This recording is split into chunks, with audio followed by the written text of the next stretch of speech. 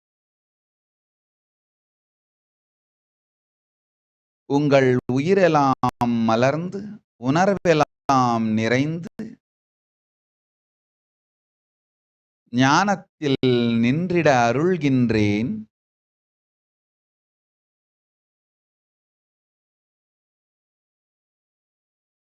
பிரபஞ்சப் பேரருளும் பொழிகின்றேன்.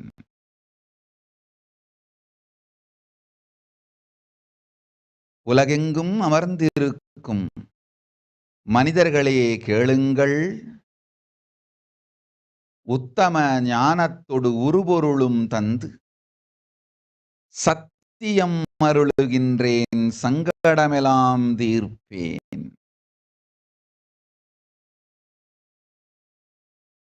நம்பிக்கையோடிருங்கள், நம் மகன் தும்பிக்கையான் உடனிருப்பான்.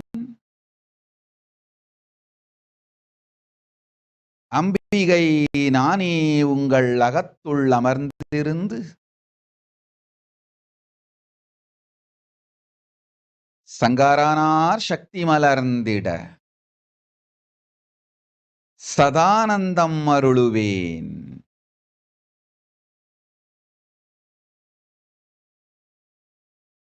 ஆகட்டும் உங்கள் எல்லோருக்கும் ஆனந்தமய வாழ்க்கை.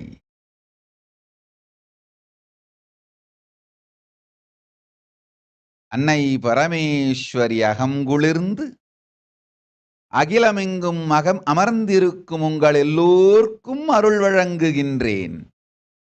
எல்லோர்க்கும் உண்டாகட்டும் எல்லா நன்மையும் ஆனந்தமும். வாழ்வீர்கள் வளத்தொடு ஞானமும் சுகமும் யோகமும் பலமும் மங்களமாய் அமையட்டும் என் மக்கள். வாழ்வீர்கள் வளத்தொடு.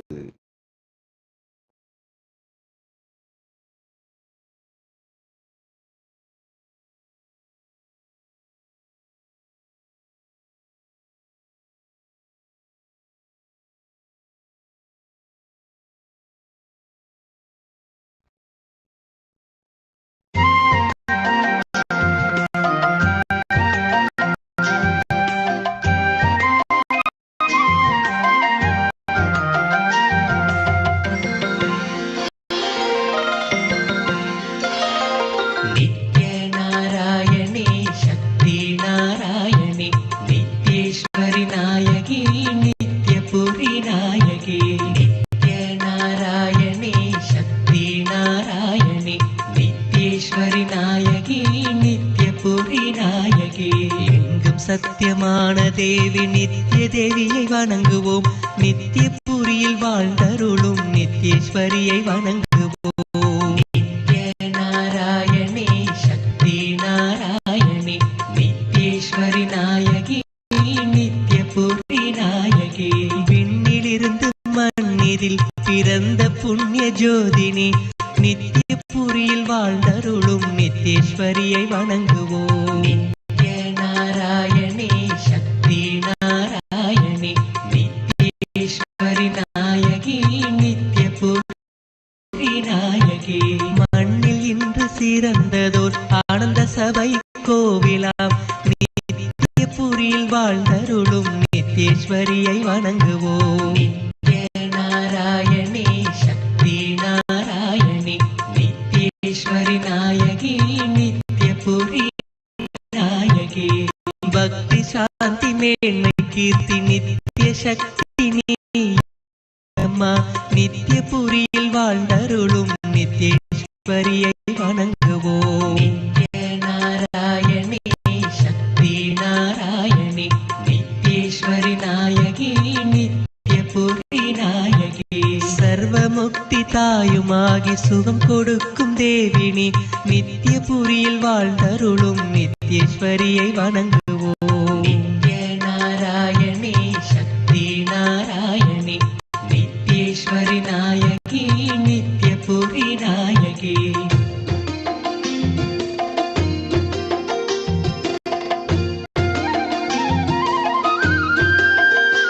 ஓம் ராணி ஐயர் கேட்டபடி நல்ல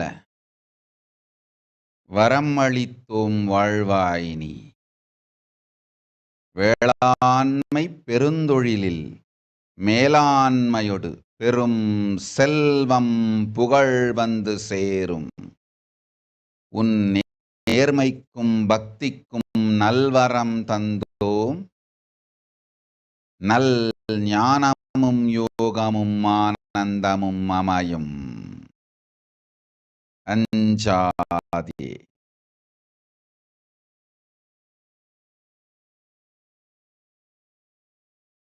பிரேமா கோதண்டராமன்.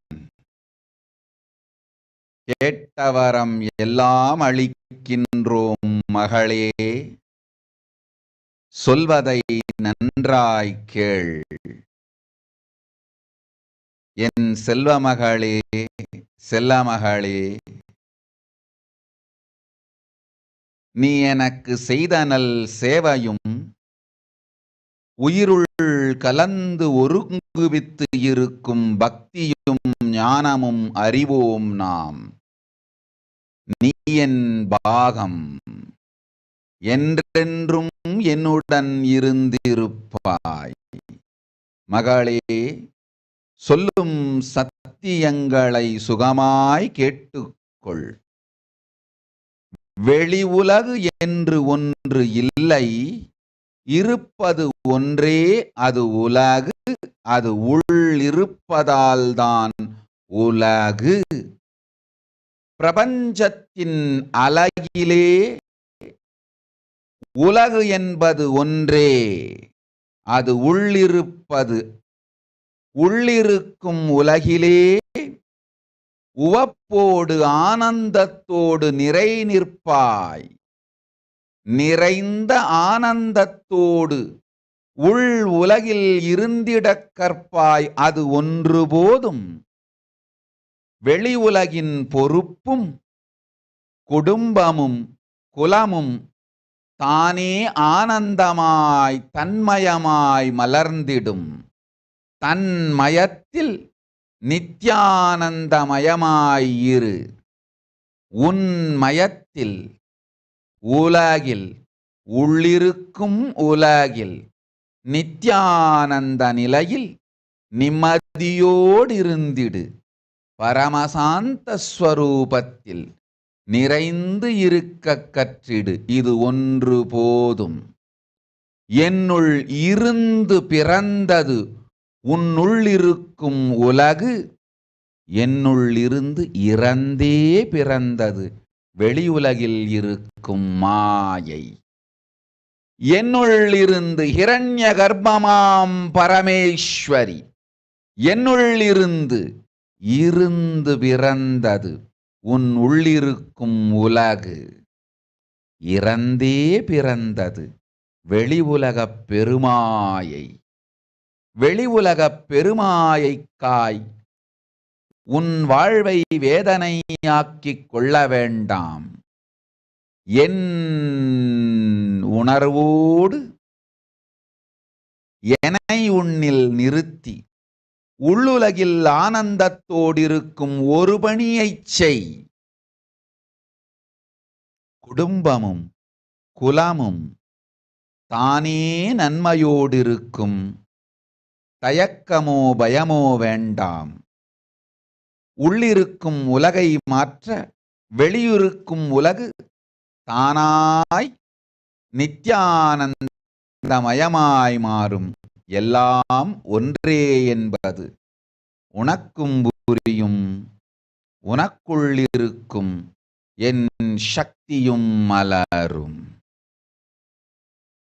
மன மாயை தன்னை நானே அழிக்கின்றேன். அஞ்சாதே மகளே. குணத்தாலும் மாற்றத்தாலும் சூழலாலும் மாறும் மனத்திற்கு தனியிருப்பு ஒன்றும் இல்லை. மனம் என ஒன்று இல்லை என்பதை உணர்ந்திடு. மாயைத்தனத்தாலே செய்த முடிவுகளை விட முடியாது. அகங்காரம் இருமாப்பால் அவற்றை பற்றி சுற்றிக் கொண்டு இருக்கும் தனமே மனம். விட்டிடு மனத்தினை, வேதனை அழிந்திடும். என்னுள் இருந்து பிறந்தது புத்தி, இறந்தே பிறந்தது மனம். இறந்தே பிறப்பவைகளை என்ன செய்ய வேண்டுமென்று மருத்துவச்சி உனக்கு தெரியாதா மகளே? இறந்து பிறந்ததை எடுத்தெறிவதே தாய்க்கும் நன்மை, இருந்து வாழ வேண்டிய உயிர்களுக்கும் நன்மை. மருத்துவச்சி நீ அறியாததா இது? உன் மனம் இறந்தே பிறந்தது, எடுத்தெறிந்து விடு, அதுவே உனக்கு நன்மை. ஞானமும் அருளும் ஆனந்தமும் என்னைப்போல் உனக்குள் சுரந்திட அருள் செய்கின்றேன். நானே உன்னுள் இருப்பேன் நல்லவளே. வாழ்வாய் நீ வளத்தொடு வல்லவளே. ஞானமும் பரமசிவ சக்தியும் தந்தோம், அஞ்ச வேண்டாம். சர்வஞ பீடகர்த்தனாகும் பெரும் பொருளும் மனமும் பக்தியும் தனமும் உறவோடு நன்மை உயிரும் இனிமையாய்த் தந்தேன், அஞ்ச வேண்டாம். உடல் நலம் உயிர் நலத்தொடு எல்லா நன்மையும் குடும்பத்திற்கும் குலத்திற்கும் தந்தேன். ஜீவன் முக்த வாழ்க்கை வாழ்வீர்களாக. குடும்பத்தொடு ஒன்றாய் அமர்ந்து இருமாப்பை விட்டு இறந்தே பிறந்த மனங்களைத் துறந்து நல்வாழ்வு வாழ்வீர்கள். கைலாய பதவியும் அளிக்கின்றேன். வறுமை இல்லை, மறுமையும் இல்லை, சுகமே உண்டு, ஜெயமே உண்டு. பெரும்பொருள் தருகின்றேன், பெரும் செல்வம் தருகின்றேன், அஞ்சாதே. நல்லதன்மையால் விளைந்த செல்வம், நல்ல செயல் செய்யவே வழி செய்யும் செல்வம். நல்ல தன்மையால் செல்வம் விளைந்து நல்ல செயலுக்காய் செலவாகி மீண்டும் நல்ல தன்மையால் செல்வம் விளைந்து மீண்டும் நல்ல செயற்காய் செலவாகி செல்வத்துள் நன்மையொடு வாழும் இந்திர லோக பதவி தந்தோம். இந்திர லோகம்போல் செல்வச் செழிப்பொடு நன்மையும் அமையும். ஆனந்தமாயிரு. ஓம் ஓம் ஓம். இத்து அன்பு காட்டும் தாயவள் நித்தியபுரியில் வாழ்ந்தருளும் நித்யேஸ்வரியை வணங்குவோம். நித்ய நாராயணி சக்தி நாராயணி நித்யேஸ்வரி நாயகி நித்யபுரி நாயகி.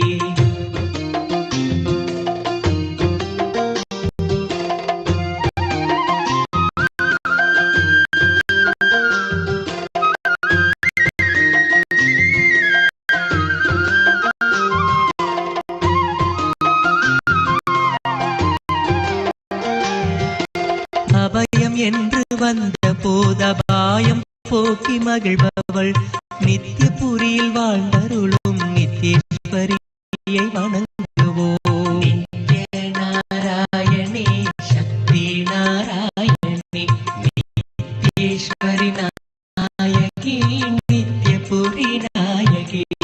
வர்ண புஷ்ப பூஜை கண்டு வாழ வைக்கும் திருமகள் நித்யபுரியில் வாழ்ந்தருளும் நித்யேஸ்வரியை வணங்குவோம். நித்ய நாராயணி சக்தி நாராயணி நித்யேஸ்வரி நாயகி நித்யபுரி நாயகி.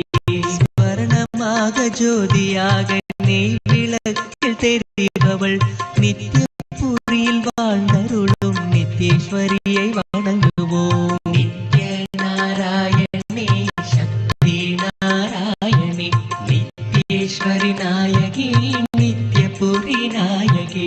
சிரித்து வாழும் நிலைதனையே அளித்திடுவாய் நித்யேஸ்வரி. நித்யபுரியில் வாழ்ந்தருளும் நித்யேஸ்வரியை வணங்குவோம். நித்ய நாராயணி சக்தி நாராயணி நித்யேஸ்வரி நாயகி நித்யபுரி நாயகி. காண வேண்டி வாசல் வந்து கண்டு கொண்டேன் ஆனந்தம். நித்யபுரியில் வாழ்ந்தருளும் நித்யேஸ்வரியை வணங்குவோம். நித்ய நாராயணி சக்தி நாராயணி நித்யேஸ்வரி நாயகி நித்யபுரி நாயகி.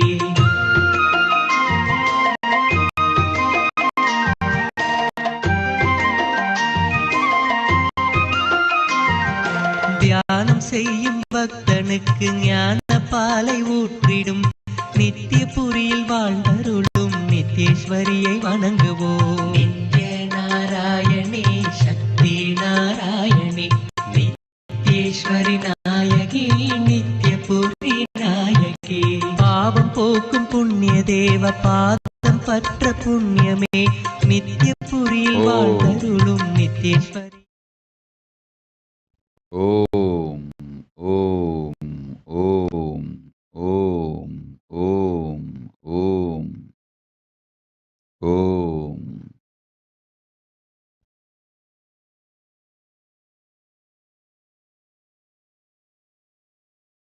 உலகெங்கும் அமர்ந்து உளமெல்லாம் நிறைந்து பிரார்த்தனை பொங்க கண்களெல்லாம் கரைந்து பக்தியோடு தன் வேதனைகள் உருக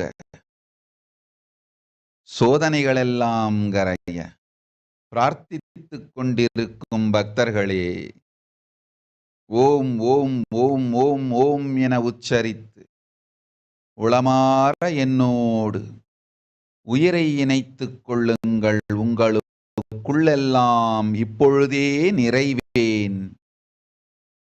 நிறைந்த நற்பேரருளும் அளிக்கின்றேன். நிஜமான சக்தியும் தருகின்றேன்.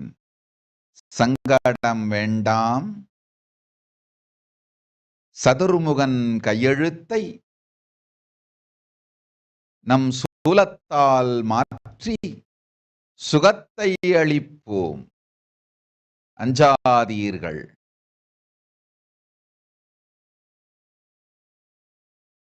ஓம் ஓம் ஓம் ஓம் ஓம். குமார் சுவாமிநாதன். நல்லவை எல்லாம் தருகின்றோம். சர்வஞபீட கர்த்தனாகும் மனமும் தனமும் ஞானமும் யோகமும் குடும்பமும் குலமும் எல்லா நன்மையும் அளிக்கின்றேன். அஞ்ச ஒன்றும் இல்லை, அஞ்ச வருவதும் இல்லை. அம்பிகை துணையிருக்கின்றேன். ஆனந்தத்தோடு இரு. பெரும் செல்வமும் தருவோம், சிறப்பும் தருவோம், நன்மையும் தருவோம், ஞானமும் தருவோம். ஓ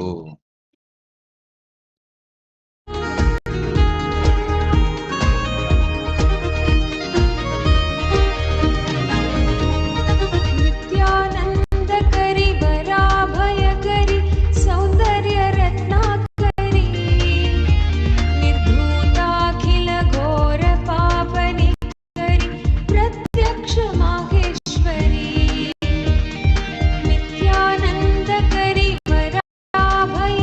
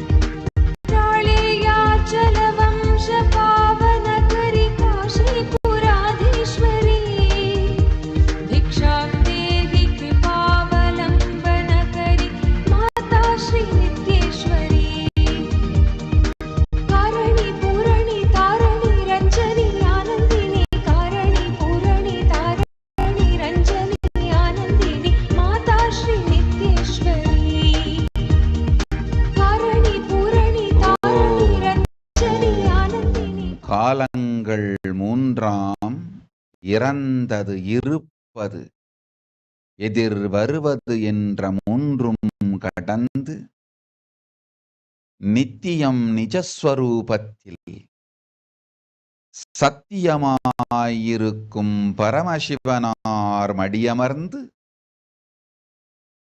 பாராளும் பரமேஸ்வரி எப்போதும் உங்களுக்குள் உயிர்ப்பாயிருக்கின்றேன், உணர்ந்து கொள்ளுங்கள் மக்களே. உங்களுக்குள் இருக்கும் என்னை உள் திரும்பிப் பார்த்து உயிர்ப்போடு தியானித்து நானே உங்களுக்குள் நலமாயிருக்கிறேன் என்பதை தெரிந்து தெளிந்து அறிந்து அமைதியோடு அமர்ந்து பிரணவப் பரம்பொருளை ஓம் ஓம் ஓம் என உச்சரித்து தியானியுங்கள். ஓம் ஓம் ஓம் ஓம் ஓம் ஓம் ஓம் ஓம் ஓம் ஓம்.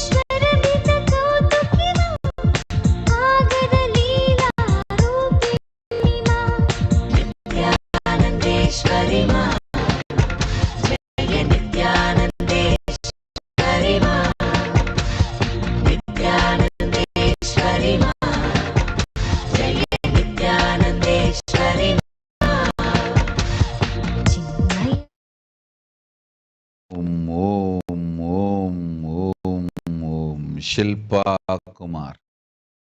கேட்ட வரமெல்லாம் தந்தோம், பெரும் செல்வமளிக்கின்றோம், உடல் நலம் தருகின்றோம், உயிர் நலம் தருகின்றோம், பெரும் செல்வமும் அளிக்கின்றோம், குருபக்தி அமையும் ஆனந்தத்தோடிரு.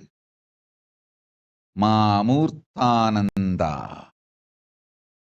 கேட்டவரமெல்லாம் தருகின்றோம், கேடில்லாத ஞானம் அளிக்கின்றோம், குழந்தைகள் மூவரும் ஜுன்டெங் ஜுன்ஜீஸ்யா குவான் நன்மையொடு பக்தியொடு நம்பதத்தில் இருப்பார்கள். ஆயுர்வேத அறிவும் ஞானமும் வாழ்விலே பொங்கி சுகங்கள் போதங்கள் எல்லாம் ஞானத்தொடு பல்கி பெருகி அமையும்.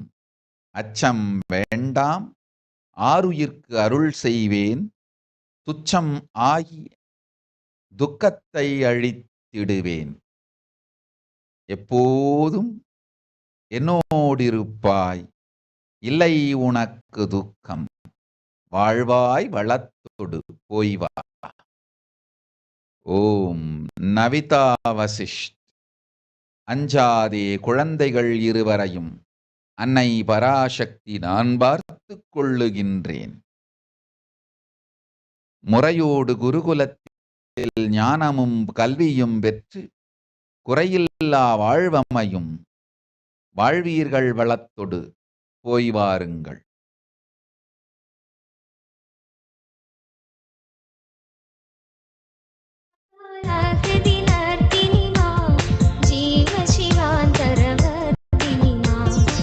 नित्यानन्देश्वरि मा जय नित्यानन्देश्वरि मा नित्यानन्देश्वरि मा जय नित्यानन्देश्वरि मा जगजननी जयदायिनी मा तडिल्लसित सौदामिनी मा जगजननी जयदायिनी मा तडिल्लसित सौदामिनी मा सीतारामकारिणी मा कृष्ण राधिका रूपिणी मा सीतारामकारिणी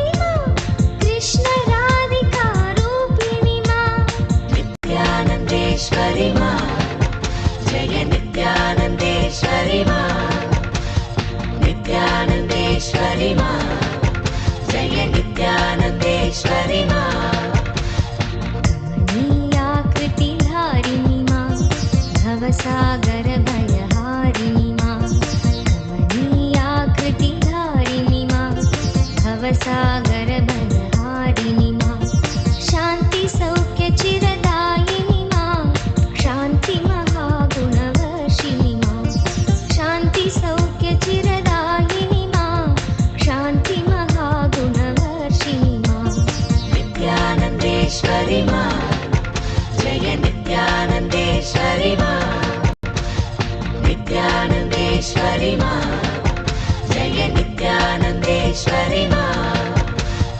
कान्तिवराभयदायिनी मा गिरिशङ्कोपरिवासिनी मा कान्तिवराभयदायिनी मा गिरिशङ्कोपरिवासिनी मा हरार्धनारी रूपिणी मा नटनमहेश्वर सङ्गिनी मा हरार्धनारी रूपिणी मा नटनमहेश्वर सङ्गिनी मा नित्यानन्देश्वरि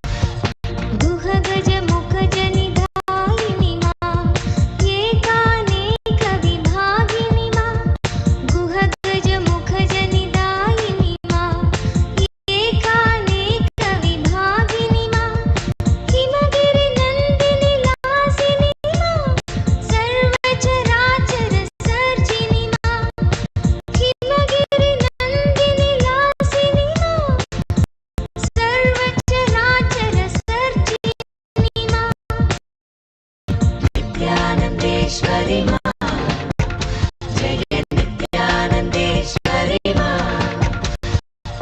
नित्यानन्देश्वरि मा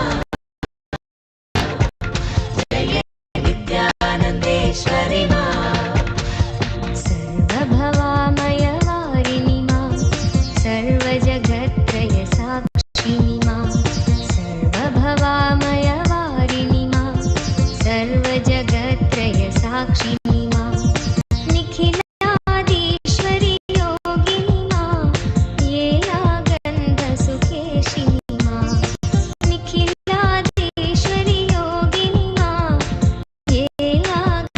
येलागन्धसुखेशिनि मा नित्यानन्देश्वरि मा जय नित्यानन्देश्वरि मा नित्यानन्देश्वरि मा जय नित्यानन्देश्वरि मा चिन्मय सुन्दर रूपिणि मा परमानन्द तरङ्गिणि मा चिन्मय सुन्दर रूपिणि मा परमानन्द तरङ्गिणि मा रम्यकान्ति चिरदारिणि मा समस्त सुगुणाभूषणि मा रम्यकान्ति चिरदारिणि मा समस्त सुगुणाभूषणि मा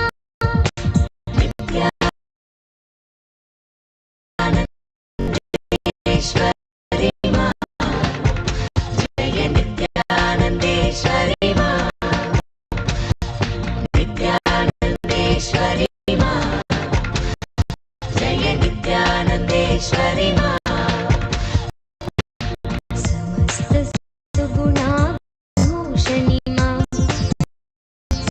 सद्गति सन्मतिदायिनि मा समस्त सुगुणाभूषणि मा सद्गति सन्मतिदायिनि मा भवतारिणि करुणेश्वरि मा त्रिपुरे सुन्दरि मोहिनि मा भवतारिणि करुणेश्वरि मा त्रिपुरे सुन्दरि मोहिनि मा नित्यानन्देश्वरि मा जय नित्यानन्देश्वरि मा नित्यानन्देश्वरि मा जय नित्यानन्देश्वरि मा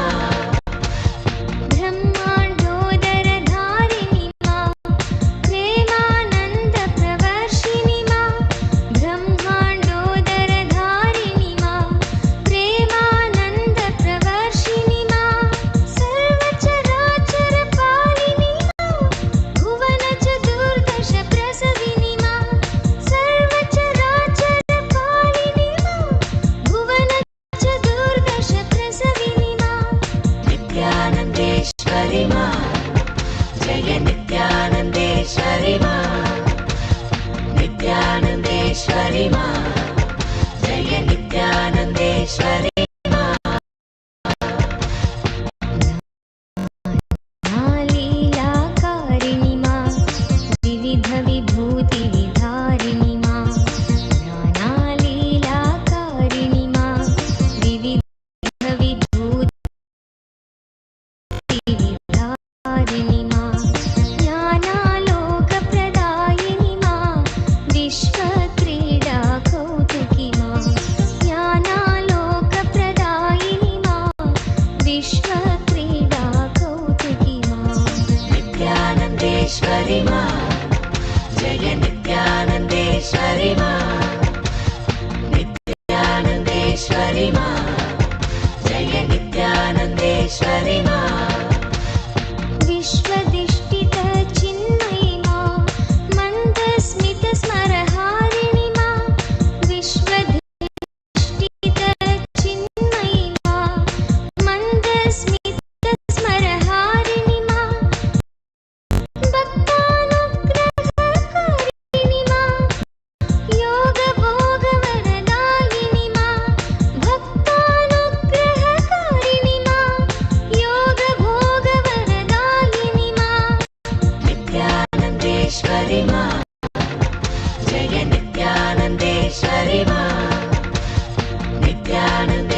नित्यानन्देश्वरि मा जय नित्यानन्देश्वरि मा शान्तिसुधा निष्यन्दिनि मा भ्रान्तिरोगविषहारिणि मा शान्तिसुधा निष्यन्दिनि मा भ्रान्तिरोगविषहारिणि मा कान्तियोगसुखदायिनि मा वीरनरेन्द्रप्रहर्षिणि मा कान्तियोगसुखदायिनि मा वीरनरेन्द्रप्रहर्षिणि मा नित्यानन्देश्वरि मा जय नित्यानन्देश्वरि मा नित्यानन्देश्वरि मा जय नित्यानन्देश्वरि मा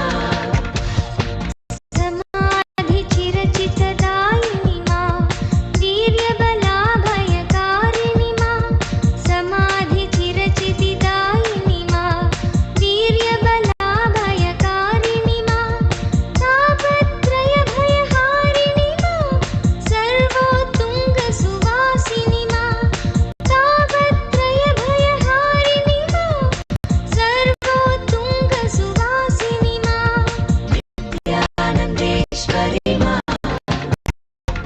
जय नित्यानन्देश्वरि मा नित्यानन्देश्वरि मा जय नित्यानन्देश्वरि मा प्रसन्नवरदे भैरवि मा हवनजपार्चन साधिनि मा प्रसन्नवरदे भैरवि मा हवनजपार्चन साधिनि मा चण्डासुरखलगातिनि मा सकलदेव जय साधिनि मा चण्डासुरखलगातिनि मा सकलदेव जय साधिनि मा नित्यानन्देश्वरि मा जय नित्यानन्देश्वरि मा नित्यानन्देश्वरि मा जय नित्यानन्देश्वरि मा दुष्टमुण्डवधकारिणि मा चामुण्डेश्वरि दर्दिनि मा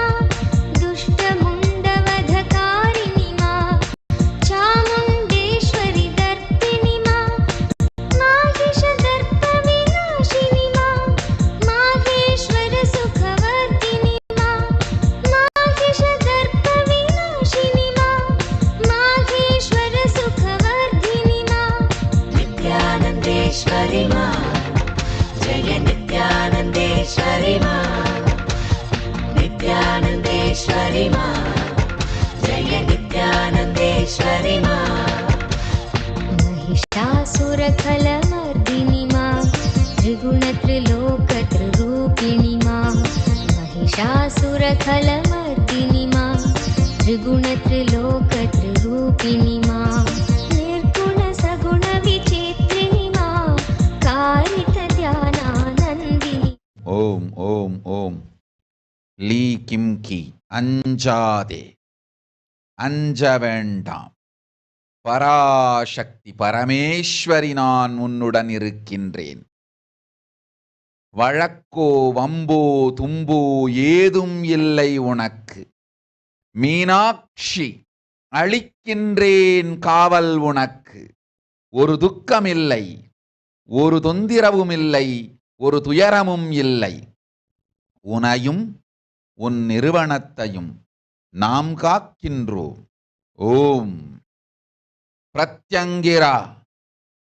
உன்னோடிருந்து நன்மையாய் காப்பேன் உன் நிறுவனத்துள் இருந்து உனக்கும் நிறுவனத்திற்கும் துரோகம் செய்தோரை அழித்து விடுகின்றேன் அஞ்சாதே கவலை வேண்டாம் உன்னை காப்பேன் உன் நிறுவனத்தை காப்பேன் பெரும் செல்வம் அருளுகின்றேன் பெரும் நற்செல்வம் அளிக்கின்றேன் கவலை வேண்டாம் எல்லா நன்மையும் தருகின்றேன் ஒரு துக்கம் இல்லை நிம்மதியோடிரு நிம்மதியோடிரு நிம்மதியோடிரு கவலை வேண்டாம்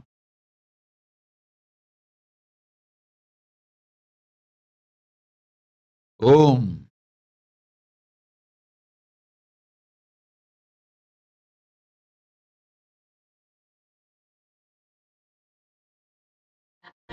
नित्यानन्देश्वरि मा जय नित्यानन्देश्वरि मा मातृभाव सुख शोधिनी मा निर्मल भक्तोत्कर्षिणी मा मातृभाव सुख शोधिनी குப்தகாஷி மகள் சர்வசிய சாயியை நான் பார்த்து கொள்ளுகின்றேன், அஞ்ச வேண்டாம்.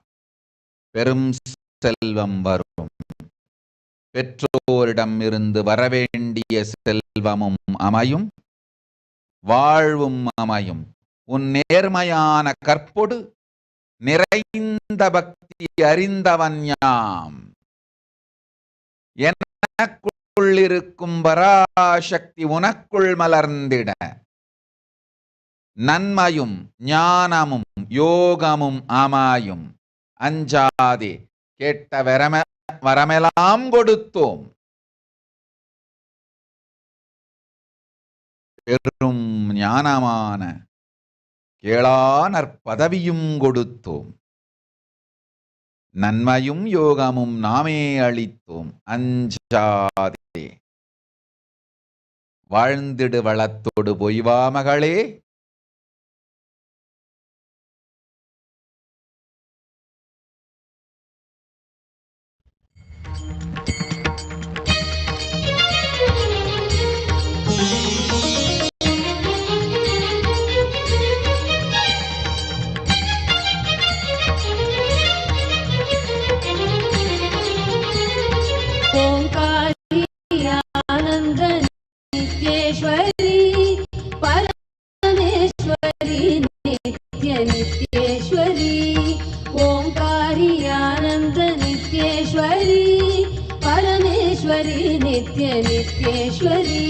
नमस्ते शरण्ये शिवे सानुकंपे नमस्ते जगत्यापिके विश्वरूपे नमस्ते शरण्ये शिवे सानुकंपे नमस्ते जगत्यापिके विश्वरूपे नमस्ते जगद्वन्द्यपादारविन्दे नमस्ते जगतारिणि त्राहि नित्ये नमस्ते जगतारिणि त्राहि नित्ये ओंकारी आनंद नित्येश्वरी परमेश्वरी नित्य नित्येश्वरी ओंकारी आनंद नित्येश्वरी परमेश्वरी नित्य नित्येश्वरी नमस्ते जगच्चिन्त्यमान स्वरूपे नमस्ते महायोगिनी ज्ञानरूपे नमस्ते जगच्चिन्त्यमान स्वरूपे नमस्ते महायोगिनी ज्ञानरूपे नमस्ते नमस्ते सदानन्दरूपे नमस्ते नमस्ते सदानन्दरूपे नमस्ते जगतारिणि त्राहि नित्ये नमस्ते जगतारिणि त्राहि नित्ये ओंकारी आनंद नित्येश्वरी परमेश्वरी नित्य नित्येश्वरी ओंकारी आनंद नित्येश्वरी परमेश्वरी नित्य नित्येश्वरी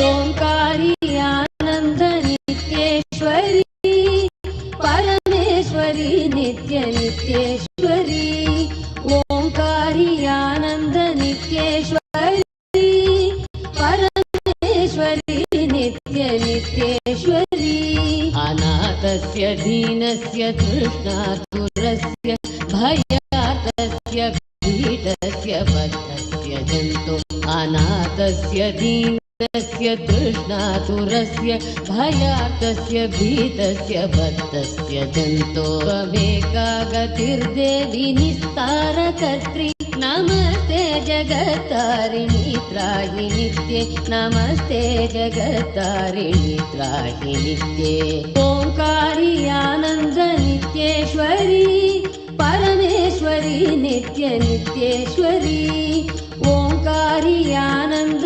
नित्येश्वरी परमेश्वरी नित्य नित्येश्वरी अरण्ये रणे दारुणे रात्रुमध्ये नले सागरे प्रान्तरे राजगेहे अरण्ये रणे दारुणे रात्रुमध्ये नले सागरे प्रान्तरे राजगेहे त्वमेका गतिर्देवि नितारनौका त्वमेका गतिर्देवि नितारनौका नमस्ते जगतारिणि त्राहि नित्ये नमस्ते जगतारिणि त्राहि नित्ये ओंकारी आनंद नित्येश्वरी परमेश्वरी नित्य नित्येश्वरी ओंकारी आनंद नित्येश्वरी परमेश्वरी नित्य नित्येश्वरी